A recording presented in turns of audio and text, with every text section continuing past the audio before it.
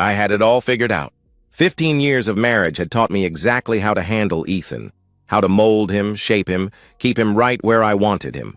Some might call it emotional abuse. I called it management. Every evening followed the same script. Ethan would trudge through the door, still in his warehouse uniform, dirt under his fingernails and exhaustion in his eyes. I'd be waiting at the kitchen table, scrolling through my phone, not bothering to look up until he'd showered away the stink of manual labor. "How was your day?" he'd ask, settling in at the dinner table with that puppy dog hopefulness that never seemed to die. No matter how many times I killed it. "Productive?" I'd reply, launching into detailed accounts of my office politics, my promotions, my successes. The real job. The one with benefits and a future. "Your day was what? Stacking boxes again?" I perfected the eye roll years ago.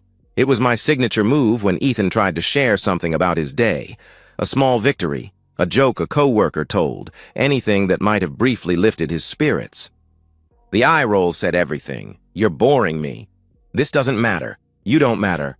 But my true masterpiece was the post-fight phone call. Whenever Ethan dared to stand up to me, I'd wait until he left the room, then immediately call his mother and sister. "I'm so worried about Ethan," I'd say, voice trembling with manufactured concern. "He's been so angry lately. I'm trying so hard, but nothing seems to help." By the time Ethan received their disappointed calls later that evening, I'd already painted myself as the victim and him as the monster. It was easy to feel superior. My paycheck kept our bills paid. My health insurance covered us both. My college degree hung on the wall while Ethan's community college certificate gathered dust in a drawer. When friends asked what he did, I'd answer for him. He's still trying to figure things out. The still implying perpetual failure. I made sure everyone knew who wore the pants. When Ethan attempted to fix the leaking sink, I hovered nearby, criticizing his technique until his hands shook. When his boss passed him over for promotion, I actually laughed, and said, "What did you expect?" At dinner parties, I'd mock his hobbies in front of our friends. "Ethan thinks he's going to build furniture someday. Isn't that cute? He can barely assemble an IKEA shelf." In my mind, I was doing him a favor, pushing him to be better, teaching him how the real world works. Someone had to toughen him up, right? The night everything changed started like any other. I'd had a terrible day at work. My own boss had criticized my quarterly report, and I needed someone to absorb my frustration. Ethan was the perfect target. As he sat across from me at dinner, I unleashed 15 years of practiced cruelty in one concentrated attack. "You know what your problem is, Ethan? You've never been man enough for anything. Not for a real career. Not for standing up to your boss. Not even for giving me children. Just a pathetic little boy playing at being a husband." I spat, venom dripping from every syllable. I expected tears. I expected him to retreat to the garage like he always did. I expected to feel that rush of control that came from breaking him down.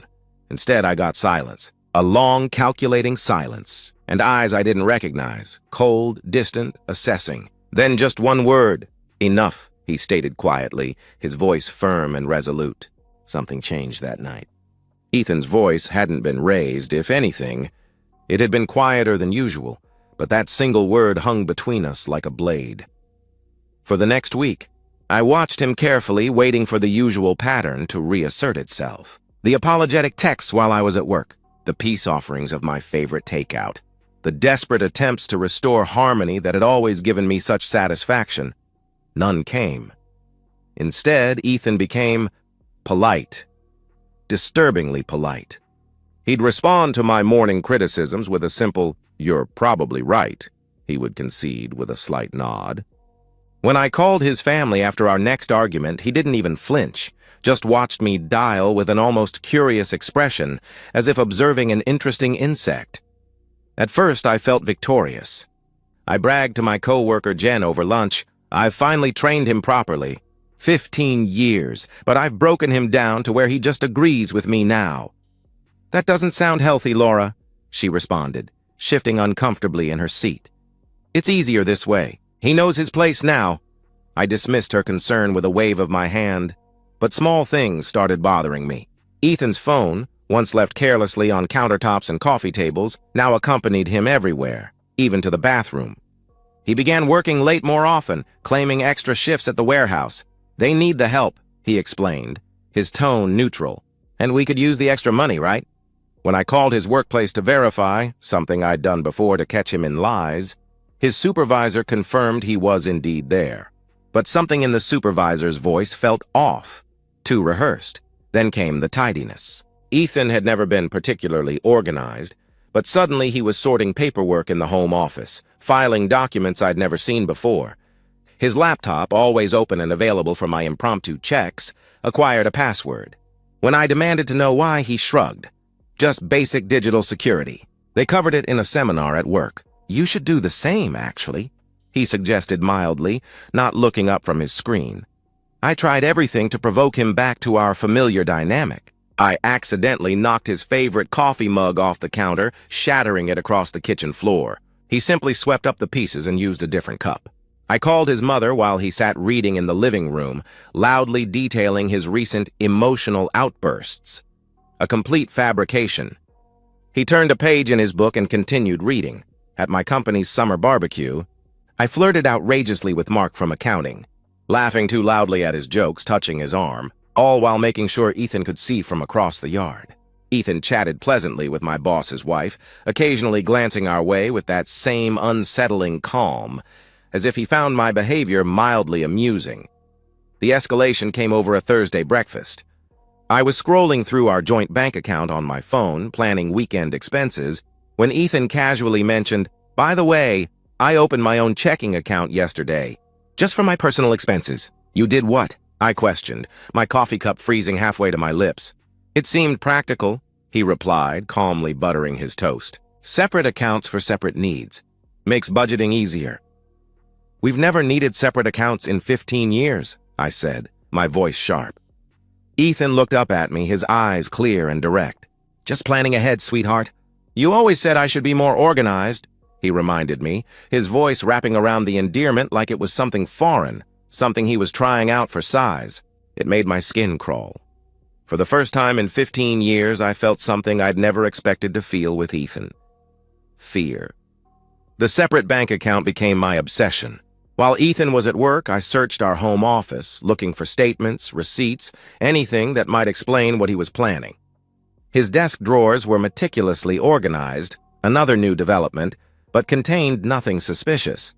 Just office supplies and old warranties for appliances we'd bought years ago. Yet something felt off.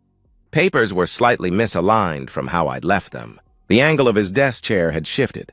It was as if someone else had already searched the room, or as if he'd anticipated my search and prepared for it.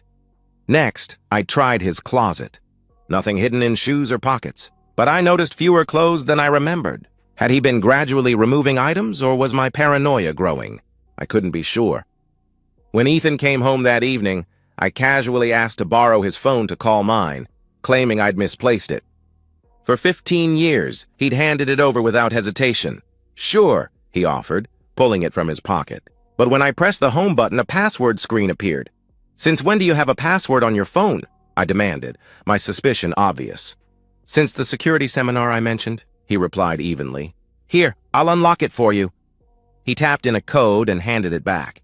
The phone was pristine. No text messages except from his boss and a few co-workers about shift changes. No suspicious apps. No photos except a few bland snapshots of our backyard. It was so clean it seemed sanitized, as if he'd wiped away anything personal, anything real. My tactics escalated with my desperation. When Ethan came home late again the following Tuesday, I waited until he set his dinner plate down before sweeping it off the table. It shattered across the floor, food splashing against the cabinets. "Where were you, really?" I screamed, my face flushed with anger.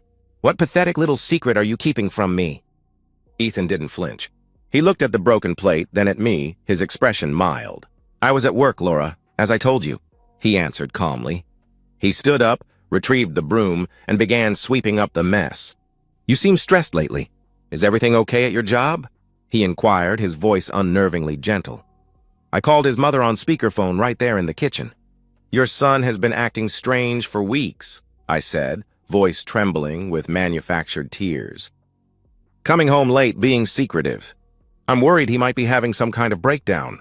Ethan leaned against the counter, watching me with that unnerving calm as his mother's voice filled the kitchen. "Have you considered—" "Laura," his mother said slowly, "that maybe Ethan is just tired. she questioned, her tone lacking the concern I'd expected. The lack of alarm in her voice chilled me. This wasn't the script. She was supposed to be worried, to promise to talk to him, to side with me as she always had. After the call, Ethan simply said, "I'm going to shower," he announced quietly before leaving me standing alone in the kitchen. The turning point came 3 days later. Searching his jacket pockets while he was in the bathroom, I found a business card, Sarah, family law attorney. On the back, written in neat handwriting, was Thursday, 2 p.m. When Ethan emerged from the bathroom, I held up the card. "What is this?" I confronted him, waving the evidence in his face. He didn't look surprised or guilty. "I've been getting advice about our financial situation. Sarah specializes in domestic finances and legal protections," he explained matter-of-factly. He took the card from my fingers. "You should consider speaking with her, too." "It's always good to understand your options," he suggested calmly. "Options for what?" I demanded, my voice rising to a shriek.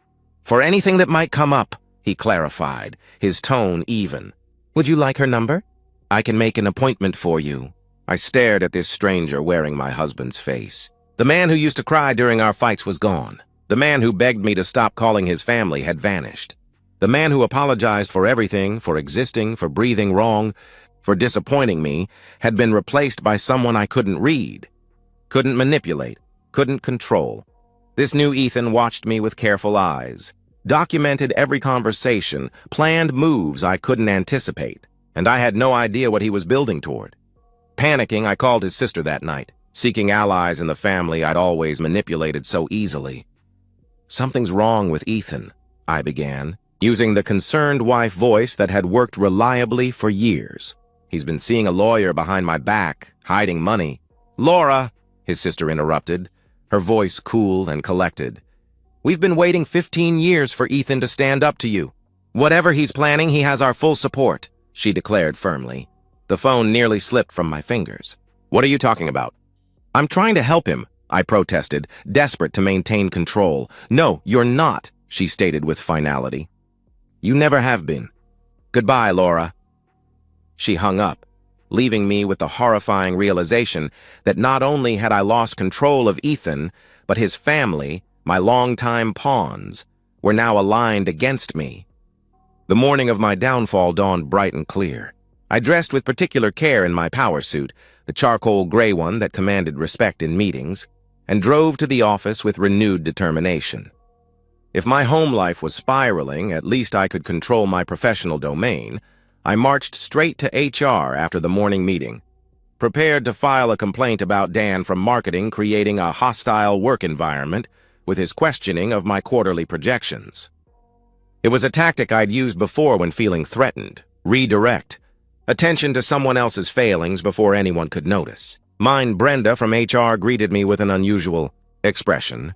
Not the customary sympathetic smile, but something more guarded. "Laura, what good timing. We were just about to call you in." "Please have a seat in the conference room," she directed, gesturing toward the open door. Inside waited not just Brenda, but my direct supervisor, Marcus, and the company's legal counsel, a woman I'd only seen at holiday parties. 3 stern faces and a manila folder centered precisely on the polished table. "What's this about?" I asked, maintaining my confident facade while my stomach twisted. Marcus slid the folder toward me.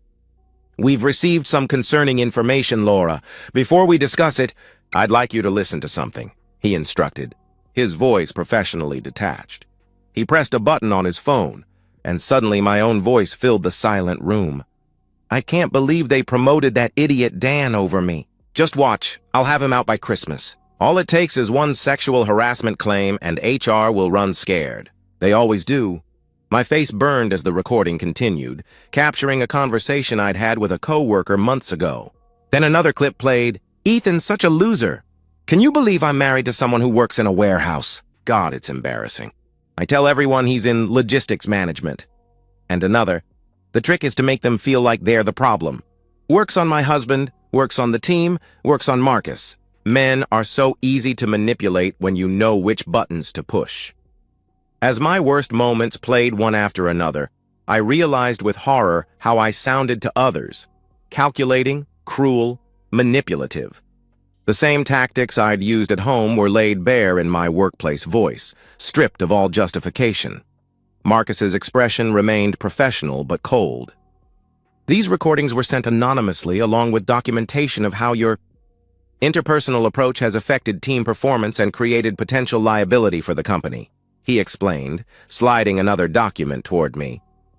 The legal counsel spoke next, her voice precise. We've verified the authenticity of these recordings. Combined with performance reviews and complaints that team members were previously afraid to file, we have sufficient cause for immediate termination, she informed me, her tone leaving no room for argument.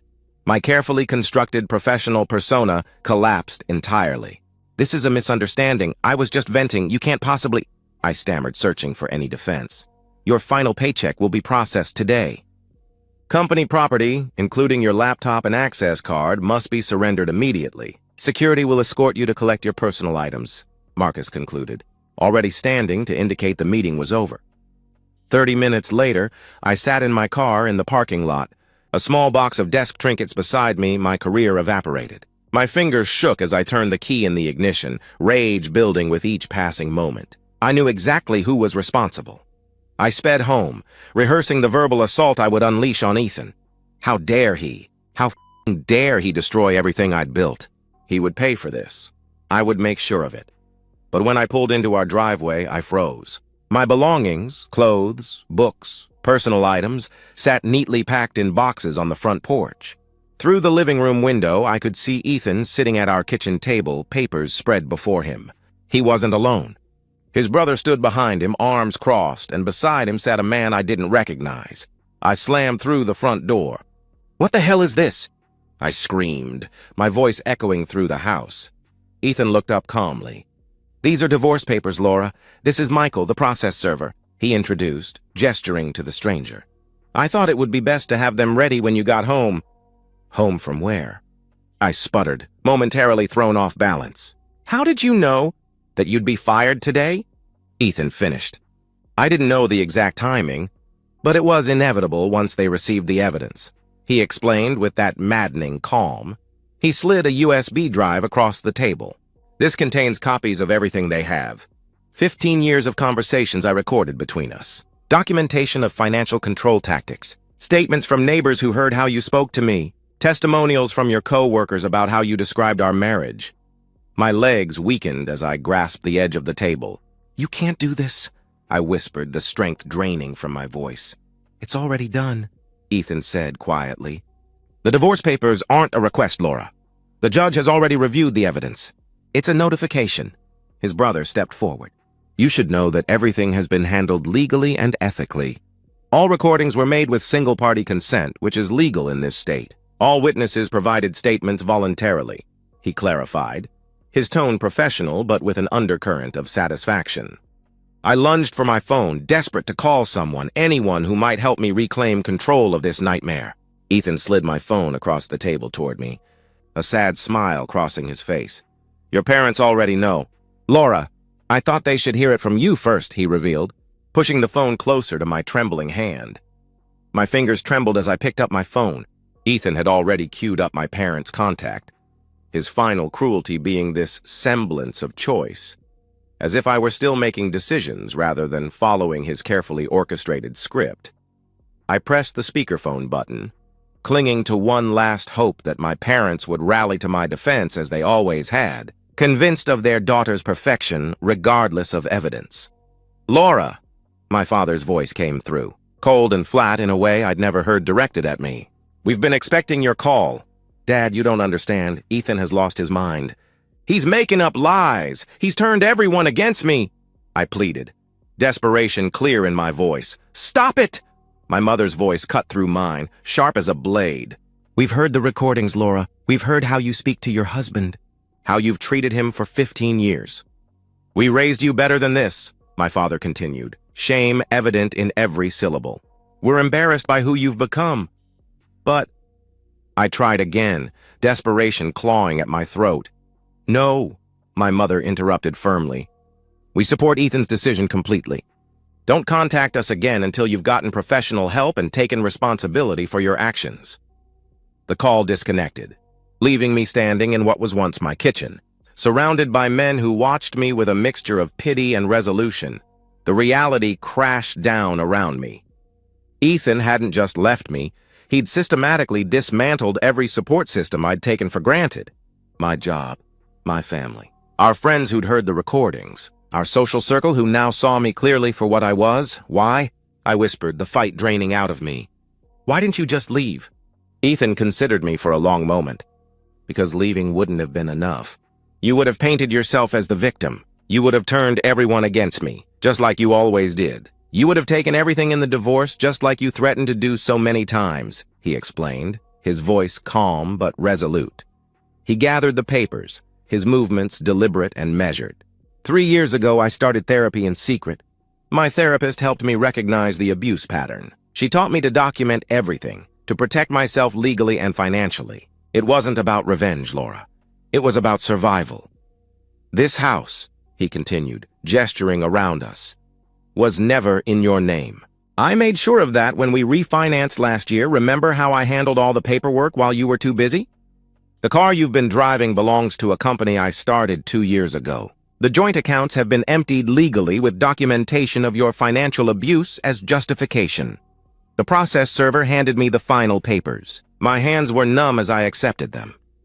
You taught me that power comes from preparation, Laura, Ethan said quietly. You were just teaching the wrong person.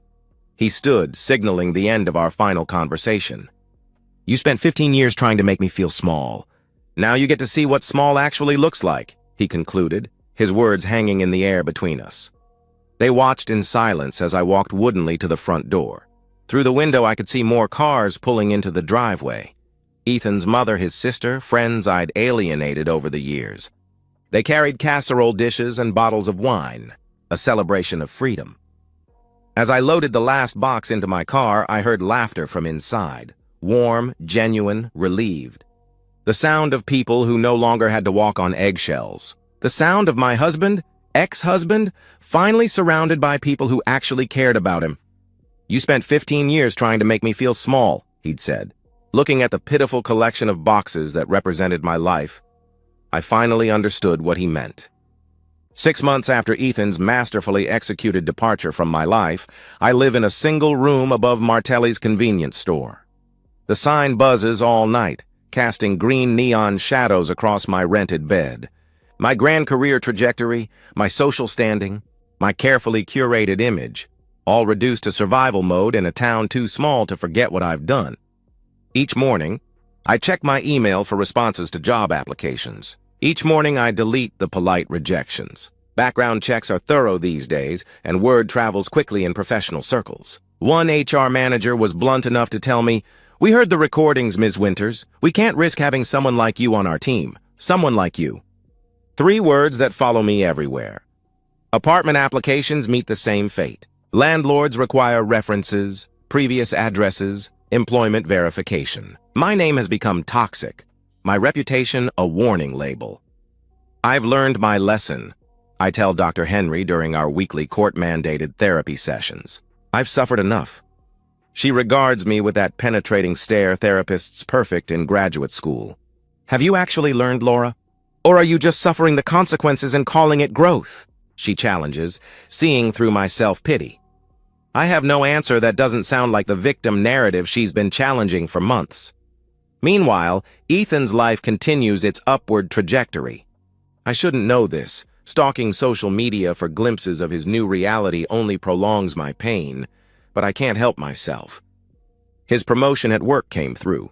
The small craftsman house he bought has a workshop where he's finally building that furniture I mocked for so many years. His Instagram shows him hiking with a woman whose smile reaches her eyes when she looks at him. His family, once my puppets in the game of control, post proud updates about him. His sister captioned a recent photo, "So proud of the strength and patience it took to rebuild your life on your terms." 15 heart emojis followed, each one a dagger to my chest. The man I thought was weak had simply been choosing his battles, planning, documenting, waiting for the perfect moment to execute a strategy so complete that I'm still discovering new dimensions of its impact. The most painful realizations come in the quiet moments of isolation. When the convenience store closes and the only sounds are my own thoughts, I understand with perfect clarity I created this situation. The loneliness, the rejection, the whispers that follow me down the street. I got exactly what I gave, and the man I underestimated made sure I'd never forget it. Some nights I dream I'm back in our kitchen, about to unleash that final verbal assault that pushed him over the edge. In the dream, I stop myself.